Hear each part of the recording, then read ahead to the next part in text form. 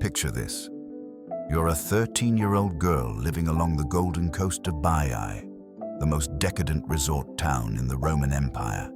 The air smells of salt and honeyed wine. The laughter of nobles drifts from marble villas where music never stops, and the sea glitters like a promise.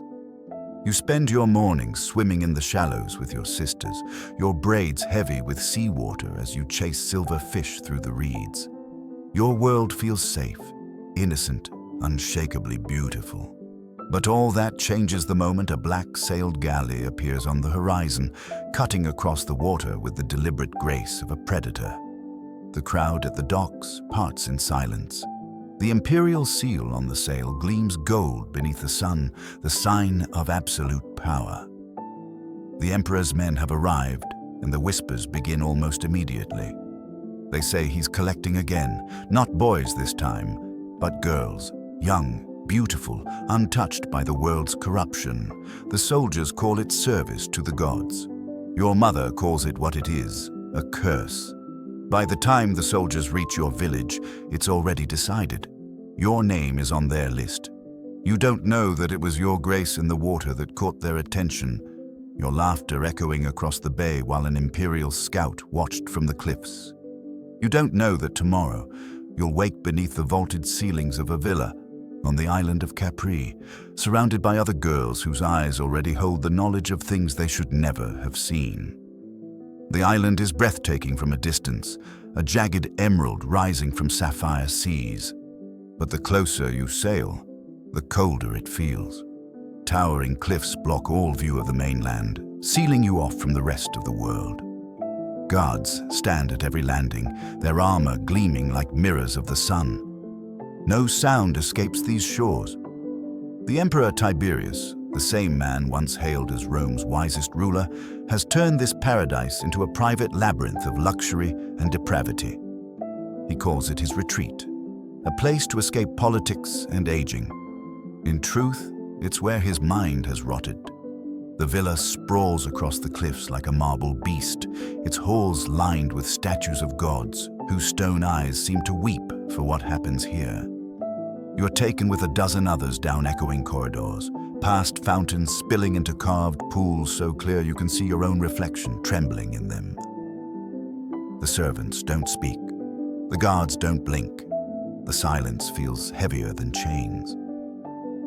That night, as you lie on a narrow bed in a room scented with rose oil and seawater, the reality begins to settle in. The older girls whisper warnings under their breath.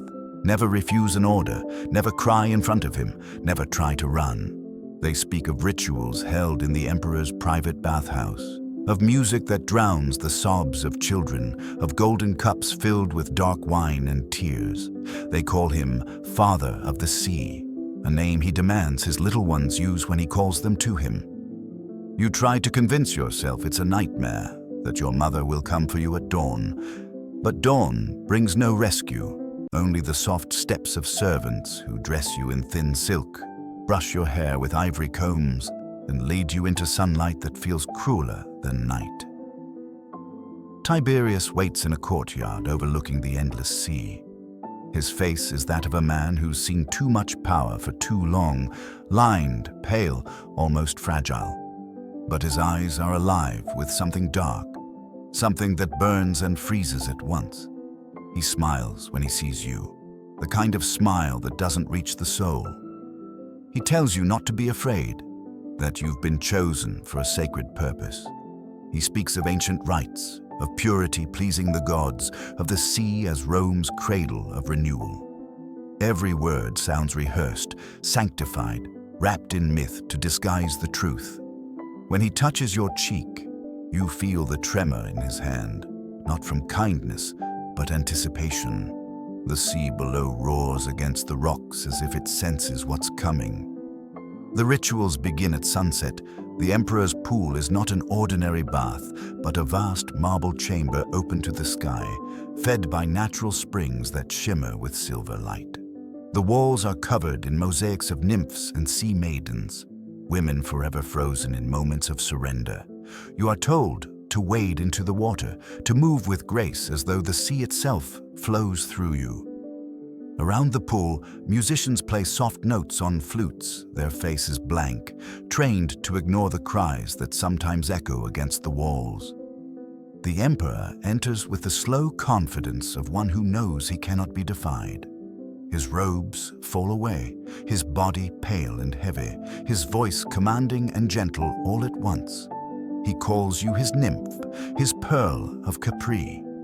You are made to swim around him, to mimic the movements of the goddesses on the walls, to laugh when he commands laughter, to shiver when he whispers your name. Every act is framed as divine service, but every girl knows the truth. As days pass, the boundaries between fear and obedience blur. You learned when to speak and when silence will spare you pain. The villa operates like a temple devoted to his perversions. Girls are selected for specific duties, some to dance, some to bathe him, some to serve in the darker chambers beneath the cliffs where torches burn even at midday. The older attendants, women once taken as girls themselves, teach you how to survive. They tell you to hide your emotions, to stare at the sea instead of his eyes, to remember who you were before he renamed you. Because everyone here gets renamed. You are no longer the girl from Baiae. You are now Narina, Little Sea Sprite, a title that erases your past as efficiently as the tides erase footprints. The name sticks because it's easier to answer to it than to fight it. You begin to understand how power works, how it doesn't need chains to enslave, it only needs silence. By the second month, you know the schedule of horrors by heart. When the moon is full, the emperor holds his feasts. The halls are filled with the scent of roasted meats, honeyed fruit, and spiced wine. Senators and courtiers brought from Rome pretend not to see what happens beyond the banquet curtains. They drink, they laugh, they praise his wisdom while girls like you are paraded through the pools, adorned in pearls and oil, symbols of purity twisted into spectacle. Some men avert their eyes, others watch with open fascination. There are rules for the guests too. Never speak of Capri once they leave, never write what they've seen. Those who do vanish quietly before their ships reach the mainland. One night, after a long feast, the emperor orders the lamps extinguished. Only the moonlight reflects off the water. You're told to sing, your voice trembling as you recall a lullaby your mother once sang. He listens with closed eyes, smiling faintly, until the song falters. He opens his eyes and says softly, "Even the gods envy my island." At that moment, you realize that the emperor no longer sees himself as a man at all. He believes he's divine and divinity has no limits. The sea that once gave you joy now feels like your cage. And as the waves crash against the cliffs below, you begin to understand that the island is not just his prison of pleasure, it's yours too. The days bleed into each other until time loses meaning. The sun rises, the sea glows, and the same rituals repeat with mechanical precision. You are summoned when he wishes, dismissed when he grows tired, and in between you exist in a quiet void filled with the echo of laughter that isn't real. The other girls learn to move like ghosts. No one speaks of home anymore because home feels like a dream that never happened. When new arrivals come, trembling and wide-eyed, you see yourself in them and want to whisper warnings, but you stay silent. You know silence is the only armor you have left. Capri has a way of consuming everything, turning fear into habit, pain into routine, and people into shadows of what they were. Beneath the villa lie corridors that smell of salt and damp marble. Few are allowed there, but one evening you are chosen to serve in the lower baths. The air is thick and warm, lit by flickering oil lamps that cast rippling reflections across the water. Here, the emperor holds his private gatherings with his most trusted attendants, far from the eyes of Rome. The sound of the sea pounding against the rocks merges with the faint music drifting down from above, creating an eerie rhythm that matches your heartbeat. You're ordered to pour scented oils into the water and move gracefully, as if performing for invisible gods. The emperor enters quietly. accompanied by two senators who act as if this is normal, as if the marble floor beneath their feet isn't stained by unspeakable acts. He praises the beauty of his chosen ones, speaking of the sea's purity while doing things that defile every meaning of the word. The senators smile, their expressions trained to reflect admiration, not horror. You begin to understand that power in Rome isn't built on strength or courage, but on the willingness to look away. After the guests leave, the emperor grows contemplative. He speaks to you as if you are his confidant, telling stories of his youth, of battles fought and friends lost. His voice softens when he talks of the early days of his reign, when Rome still called him wise and just. Then something changes in his tone, and he begins to speak of betrayal, of how the Senate mocked him, how his own family plotted against him. He says the world forced him to retreat here, to build his own kingdom where no one can lie to him anymore. In his eyes, this island isn't a prison, but a sanctuary, a world where he controls every wave, every whisper, every life. You listen because you have no choice. And in that moment, you realize that he's no longer just cruel. He's broken. His madness is the kind that grows from loneliness and absolute power, the kind that feeds on itself until it consumes everything around it. By your third year on Capri, you no longer dream. The sea has become a wall you cannot cross, the villa a maze with no exits. Some girls try to escape by climbing the cliffs, but the guards always find them. Their punishment is never seen, only heard. Afterwards, the emperor demands feasts, louder music, brighter torches, as if drowning guilt in celebration. He calls it purification. The older attendants tell you the emperor believes he's cleansing sin by repetition, that each act makes him closer to the gods. You've learned not to believe anything said in this place, yet part of you wonders if madness can ever see itself for what it is. One night, a storm hits the island. Waves crash violently against the rocks, and lightning flashes illuminate the villa's columns like ghostly monuments. You and the other girls are ordered to remain in your chambers. But in the distance, you hear shouting, the sound of something heavy striking marble, followed by the deep, resonant voice of the emperor raging against the storm. You sneak to the balcony and see him standing near the edge of the cliffs, arms raised, shouting at the heavens. Rain soaks his robes as he curses the gods for abandoning him. For a moment, he looks almost human, just an old man screaming into the void, terrified of death. Then lightning strikes the sea behind him, lighting his silhouette like a statue of wrath. The guards rush to bring him inside, and the spell breaks. The next morning, he acts as if nothing happened, smiling faintly as he eats breakfast while the sea continues to rage below.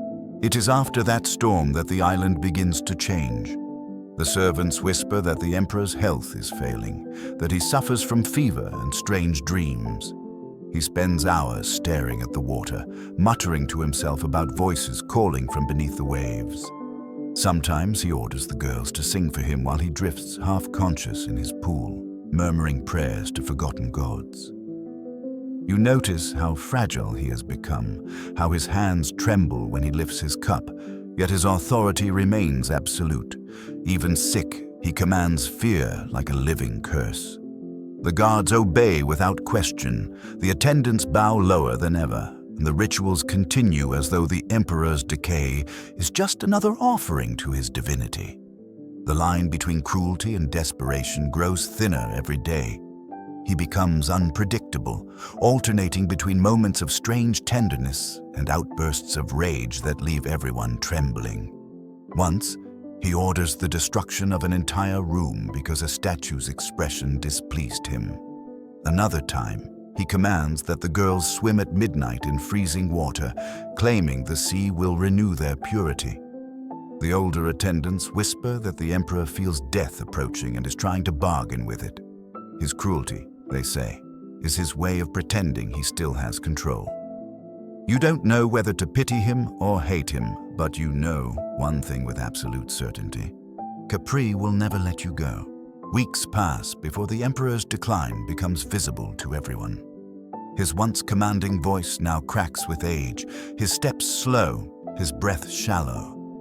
Yet the rituals continue. The attendants make sure the pools are perfumed, the marble polished, and the girls ready whenever he demands an audience. It is as though the entire island conspires to preserve an illusion that the emperor is still divine, still invincible. But you can see the truth in the way his hands shake when he lifts his cup, the way his eyes dart to shadows that aren't there. Capri has become a mausoleum for a dying god, a place where silence worships decay. You are summoned less frequently now. The emperor surrounds himself with fewer attendants, trusting only those who have been on the island for years. He speaks less during the feasts, and when he does, his words drift into madness. He talks about omens in the sea, of shapes rising from the waves, of voices whispering his name in the night. Some say it's the fever. Others say the gods he mocked have come to claim him. For you, it makes no difference. His illness doesn't make the island safer. It makes it crueler. The gods, desperate to prove their loyalty, become harsher, the punishments more erratic. The servants whisper that when the emperor finally dies, none of you will be allowed to leave alive. The thought lodges in your chest like a stone. One morning, you are woken by the sound of commotion in the courtyard. Soldiers move briskly, their faces grim. The attendants are ordered to prepare for a special gathering. When you are brought to the baths, you find the emperor reclining on his couch, surrounded by incense smoke and torchlight. His body looks fragile, his skin pale and thin as parchment, but his eyes still burn with that same feverish light. He asks for music, then gestures for the girls to enter the water. You obey, every movement measured, every breath careful. He watches you in silence for a long time before speaking. "Do you know why the sea obeys me?" he asks softly. No one answers. He continues, "Because it understands fear. The waves never resist the wind, and that is why they endure." Then he laughs, a hollow, distant sound that echoes through the chamber. You realize that the emperor isn't just dying, he's unraveling, and when he finally falls, he intends to drag everyone down with him. That night, the guards double their patrols, and the villa becomes even quieter than usual. The air feels charged, as if the entire island is holding its breath. You overhear two servants whispering about Rome, about generals and senators plotting the succession. They say Caligula, Tiberius's grandnephew, is preparing to take power. The emperor knows it too. He mutters about betrayal, about vipers in his own bloodline. He forbids any mention of Caligula's name, claiming he hears it in the waves when the wind rises. Fear infects everyone. Even the sea seems uneasy, its calm surface broken by sudden bursts of foam against the cliffs. The final feast comes without warning. The villa is lit with hundreds of lamps, the air thick with perfume and the sound of lutes. The emperor is carried in on a couch, his head supported by pillows of purple silk. He raises his cup in trembling hands and toasts to eternity, but his voice fails halfway through the word. The courtiers laugh politely, pretending not to notice, but the emperor's face twists in rage. He hurls the cup across the room, shouting curses at invisible enemies. The music stops. For a moment, there is only the sound of waves breaking against the rocks below. Then he laughs again, quietly, almost tenderly, and tells everyone to enjoy the feast. That night, for the first time, you see real fear in the eyes of his guards. Days later, word spreads through whispers. The emperor is dead. Some say he was smothered in his sleep by his own guard, others that his heart finally gave out. The truth doesn't matter. What matters is what follows. The villa descends into chaos. The courtiers scramble for boats, the guards begin looting, and the servants flee wherever they can.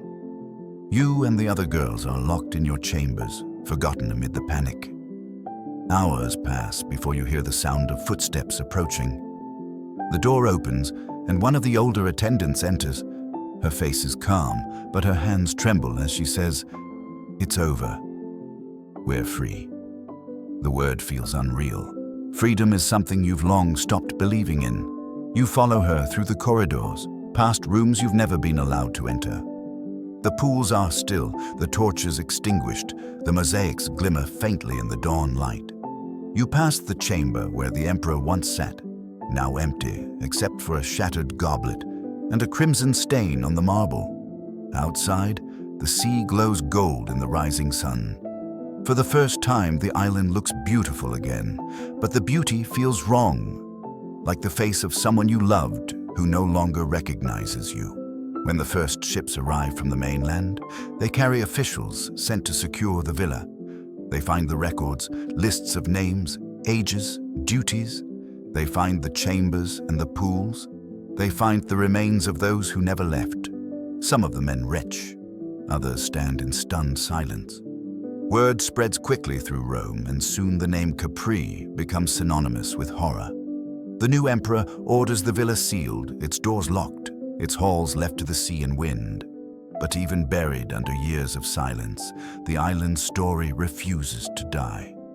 Travelers claim to hear voices at night when the wind passes through the ruins, faint echoes of laughter and sobbing carried across the waves. You are one of the few who leave the island alive. You never return to Baiae. There is nothing there for you now, only ghosts of what once was. You wander through Roman ports, surviving on whatever work you can find. Sometimes you catch your reflection in the water and almost don't recognize the face staring back. The child who collected shells and sang by the shore is gone. What remains is someone the emperor created, someone who carries Capri in her eyes forever. The officials who pour into Capri speak in measured tones and silk words, but the message is clear, even when they pretend to be compassionate. The new order wants silence. They want the marble cleaned, the ledgers sealed, the corridors aired until the stink of fear is replaced by the smell of salt and thyme. They send scribes to collect names and duties, then choose which pages will be preserved and which will be burned. You sit before one of them and answer questions that do not ask what mattered. He wants to know the layout of the villas, the number of attendants, the times of the feasts, the routes of the patrols. He does not ask about the sound a heart makes when it learns that the sea can be a prison. When you finish, he thanks you without looking at your face, then dips his pen again and calls for the next witness. Capri is becoming an inventory instead of a memory. A captain named Marcellus takes charge of the island's security while the succession settles in Rome. He is a practical man with tired eyes and a scar across his cheek. The kind of man who has seen storms take ships that were built to last. He does not make speeches. He walks the terraces at dawn and dusk, counting guards and measuring distances, asking brief questions that reveal more than long interviews. He orders that certain chambers be locked and others open to the wind. He leaves bowls of fresh water beneath the colonnades for the stray cats that prowl the ruins after sunset. It is a small kindness, but on Capri, small kindness feels like a miracle. He finds you one evening sitting beside a dry fountain. He does not ask for your story. Instead, he asks if you know the narrow steps that wind down inside the cliff to the lower landings. When you nod, he gives you a bundle of bread and a wool shawl and tells you that a small boat will leave at dawn for the mainland. Only a handful will be allowed aboard. He says this without emotion, as if he is reading a weather report, but his eyes do not match his voice. The next morning, you join a group of survivors at the water's edge. You recognize faces from the dormitory and the kitchen, from the laundry courtyard where steam rose each morning like a prayer. No one speaks. The oars dip. Capri slides backward, its cliffs shrinking into a gray-blue line. You watch until the island becomes a bruise on the horizon. Puteoli greets you with the smell of fish and smoke and hot bread. The docks are loud and alive. Men bargaining, women scolding children, sailors singing tuneless songs as they coil ropes. The world kept moving while Capri stood still. You step onto the planks and feel the wobble beneath your feet and realize that the earth itself feels unfamiliar. after so long on marble. A woman in a russet dress presses a warm fig into your hand and tells you to eat. You do not realize you're crying until she touches your shoulder and says that the road to Rome begins at the fountain where the crows drink. The kindness is almost painful.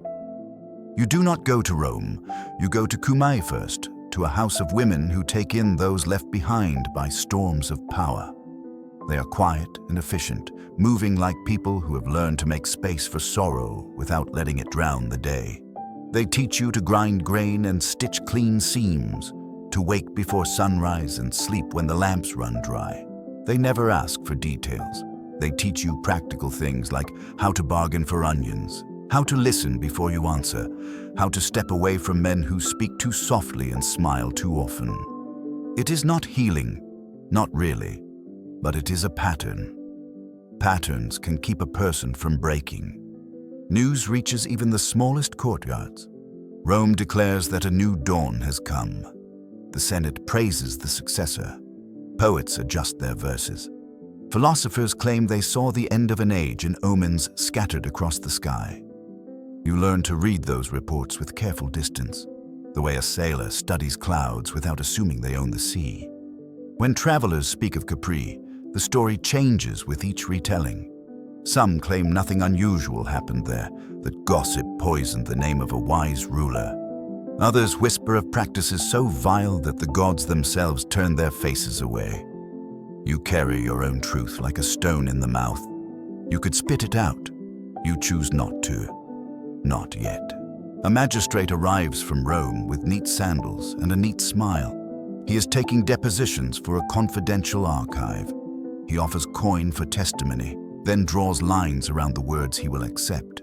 He will record the architecture, the schedules, the symbols etched into the tiles, the names of guards and cooks and musicians. He will not record the taste of panic when a lock clicks on a door. He will not record the weight of silence at sunrise. He tells you that history must be respectable. You breathe once and decide to give him what he can hold. You describe corridors and terraces, the order of rooms, the path the sun takes across the eastern wall of the main court. He thanks you and notes that you have a precise memory. He does not know that survival trained it. In the quiet after his visit, you begin to write for yourself. Not a formal account, not something a clerk would accept, but a series of fragments on wax tablets and scraped parchment. You write the names of the girls you remember and the way they braided hair to make mornings faster. You write the way laughter sounded when someone told a joke about a lopsided statue. You write the shape of the horizon seen from the upper terrace and the exact moment the first star appears over the western ridge. You do not write details you cannot bear to carry into words. You do not need to. The empty spaces say enough. You hide the pages beneath a floorboard and sleep better knowing your memory exists outside your body. Years pass in the steady rhythm of ordinary labor.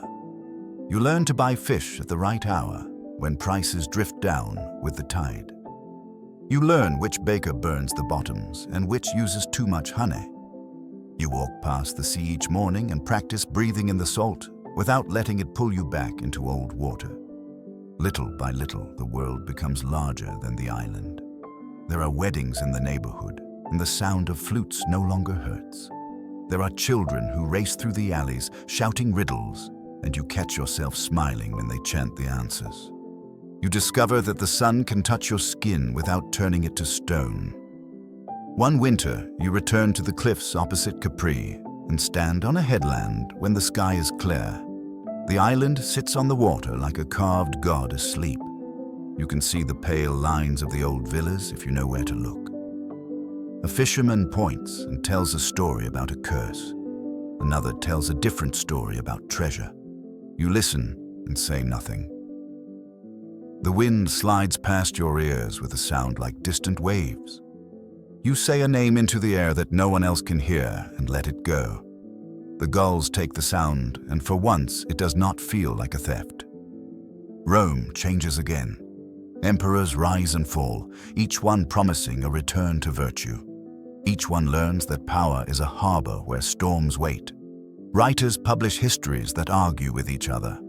Some quote witnesses, some quote rumors, some stitch both until the seam disappears.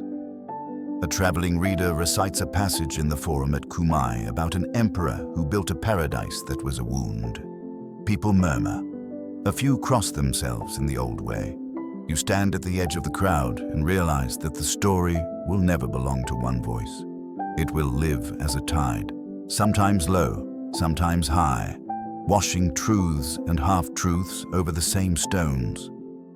At night, you sometimes dream of marble that has learned to breathe. It is not a nightmare. In the dream, the walls open like arms, and the sea lifts you without force. You wake, and the room is quiet. You light a lamp and read the small pages you wrote for yourself. The ink has faded a little, but the letters hold. You trace them with a fingertip and feel the steadiness of a hand that once trembled. Outside your window, the air smells of rosemary and chalk. Somewhere, a dog barks, and a door closes, and a child laughs. The world is stitched together by sounds like these. You decide to keep living inside that stitching. One spring, a girl arrives at the house in Kumai, thin as a reed and quiet as rain. She stares at the floor when people speak to her. You recognize the way she lifts her shoulders like shields. The others advise patience. You set a bowl of water and a comb near a patch of sun and say she may sit there if she wishes. She does. Days later, she looks up and asks where the best figs can be bought. You tell her. The next morning, she returns with a handful and places 2 in your palm. Sweetness floods your mouth. For a moment, you taste the sea again, but it does not swallow you. It simply looks back. You never call Capri by name when you speak to the young ones. You call it the island. You teach measures and recipes, paths and prices, songs that keep hands busy. You teach them to watch waves from the shore and not from a cliff. You teach them that names can be reclaimed one letter at a time. When the moon sits low and the air smells of salt, you walk the courtyard and count the sleeping breaths like a watchman. It is not a duty, it is a promise you made on a boat that pulled away from stone. 3 times you are invited to Rome to speak to scholars who want your memories for their scrolls. 3 times you send polite refusals and a short account of distances and dates instead. It is enough for their footnotes. It is not enough to take your voice. You keep that for the market, for the table, for the quiet room where pages rest under a loose board. You keep it for the girl who asked about figs and now sings as she kneads dough. You keep it for the wind that brushes the courtyard and leaves no trace except coolness on the skin. You keep it because it is yours. Years pass quietly, marked only by the rhythm of the market and the slow turning of seasons. The young girl you once helped in Kumai becomes a woman, steady and confident, her laughter echoing through the courtyard as she teaches others to weave and sing. Life has found its way back into the walls that once sheltered silence. You grow older, watching the world rebuild itself in small acts of kindness. One loaf of bread, one warm word, one shared story at a time. The sea never stops calling, but now its voice is softer, no longer a reminder of captivity, but a memory of endurance. On some evenings, you sit by the window and watch the sun sink into the horizon. The light glances off the water just as it did when you were a child collecting shells. The same waves that once trapped you now carry merchants, travelers, and fishermen. You tell yourself that this is what the gods intended all along, that the sea should belong to those who respect it. You no longer think of emperors when you hear the tide. You think of the people who survived them. Rome itself changes again and again. New rulers rise promising purity and justice, and the people cheer until the cycle repeats. Yet among the philosophers and poets, there is always one lesson that returns, whispered like a warning, that power without mercy always consumes itself. Some blame Tiberius's cruelty on madness, others on loneliness, but you know the truth is simpler. Power became the only thing he could love, and love turned to rot when it met fear. The marble of his villas still gleams on the cliffs, but it gleams like bone. A generation later, travelers rediscover the island. They find the ruins half swallowed by ivy, the mosaics fading under the salt wind. Scholars debate the stories, each claiming to know which ones are real and which are exaggeration. None of them can name the faces in the mosaics. None of them can hear the laughter that once echoed against those walls.